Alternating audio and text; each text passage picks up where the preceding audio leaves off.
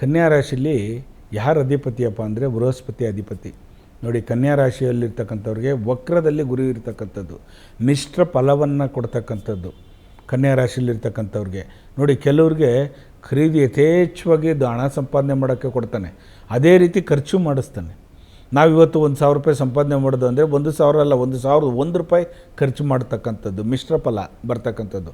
ಅದರಲ್ಲಿ ಯಾವ್ಯಾವ ನಕ್ಷತ್ರಗಳು ಅಂದಾಗ ಉತ್ತರ ನಕ್ಷತ್ರದವ್ರಿಗೆ, ಹಸ್ತ ನಕ್ಷತ್ರದಲ್ಲಿರ್ತಕ್ಕಂಥವ್ರಿಗೆ ಖಂಡಿತವಾಗೂ ಮಿಶ್ರ ಫಲವನ್ನು ಕೊಡ್ತಕ್ಕಂಥವನು ಗುರು. ಹಾಗಾಗಿ ನೀವು ಆ ಮಿಶ್ರ ಫಲ ಏನೇನು ಬರ್ತದೆ ಅಂತಂದರೆ, ವಿನಾಕಾರಣ ಅಪಘಾತಗಳಾಗ್ತಕ್ಕಂಥದ್ದು, ದೂರ ಪ್ರಯಾಣ ಮಾಡ್ತಕ್ಕಂಥದ್ದು ನಿಷಿದ್ಧ ಮಾಡಬೇಕಾಗುತ್ತೆ, ದೂರ ಪ್ರಯಾಣ ಮಾಡತಕ್ಕಂಥದ್ದು.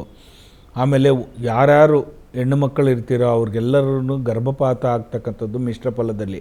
ನೋಡಿ, ಹುಷಾರಾಗಿ ನೋಡ್ಕೊಳ್ಳಿ. ಆರೋಗ್ಯದಲ್ಲಿ ಏರುಪೇರು ಆಗ್ತಕ್ಕಂಥದ್ದು, ಸ್ಥಾನ ಪಲ್ಲಟನಗಳಾಗ್ತಕ್ಕಂಥದ್ದು, ಉತ್ತಮವಾಗಿರ್ತಕ್ಕಂಥ ಸ್ಥಾನನೇ ಕಳ್ಕೊಳ್ತಕ್ಕಂಥದ್ದು, ಇದೆಲ್ಲ ಆಗ್ತಕ್ಕಂಥದ್ದು ಮಿಶ್ರ ಫಲದಲ್ಲಿ. ಹಾಗಾಗಿ ಕನ್ಯಾ ರಾಶಿಯಲ್ಲಿರ್ತಕ್ಕಂಥವ್ರು, ಈ 3 ನಕ್ಷತ್ರದಲ್ಲಿರ್ತಕ್ಕಂಥವ್ರಿಗೆ, ಉತ್ತರ ನಕ್ಷತ್ರ, ಹಸ್ತ ನಕ್ಷತ್ರದವರು ಖಂಡಿತವಾಗೂ ನೀವು ಏನು ಮಾಡಬೇಕು, ಯಾವ ರೀತಿ ಅದನ್ನು ಪಾಲನೆ ಮಾಡಬೇಕು ಅಂದರೆ, ಕಾಲಭೈರೇಶ್ವರನ ದೇವಸ್ಥಾನಕ್ಕೆ ಹೋಗಿ ಅಲ್ಲಿ ಕೂಷ್ಮಾಂಡದ ದೀಪಗಳನ್ನು ಅಂಟಿಸ್ತಕ್ಕಂಥದ್ದು.